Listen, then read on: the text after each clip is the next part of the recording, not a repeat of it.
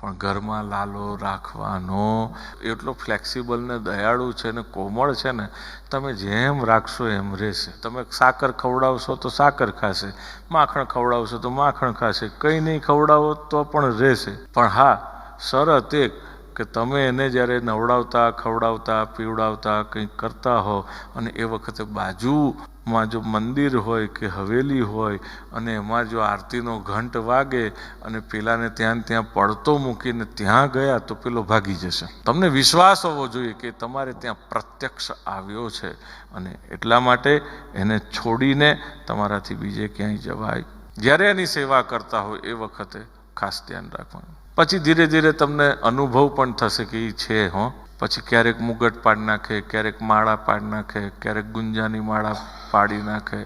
આ બધું થાય ને એટલે સમજવું કે હજી એ ઈચ્છે છે કે આપણે એની પાસે થોડી વાર વધારે બેસીએ, આપણે એને થોડું એટેન્શન આપીએ. ઘણા લોકોનો એવો સ્વભાવ હોય attention seeking, centre of attraction બનવાનો. એમાં એનો છે, હવે આપણે શું કરીએ. અને એ તો એવો અદેખો છે કે એના દેખતા કોઈના પણ જોડે ખાનગીમાં તમારાથી વાત કરાય નહીં, કાન ફુસુરિયા કરાય નહીં. જો કર્યા તો બળેલો છે, એક નંબરનો, એટલે જ કાળિયો છે. એને એમ થાય કે હું તારી પાસે છું, તારા માટે છું, તું મને મૂકીને બીજાની જોડે શું વાતો કરી, મારી જોડે કરીને હું ઊભો તારી માટે.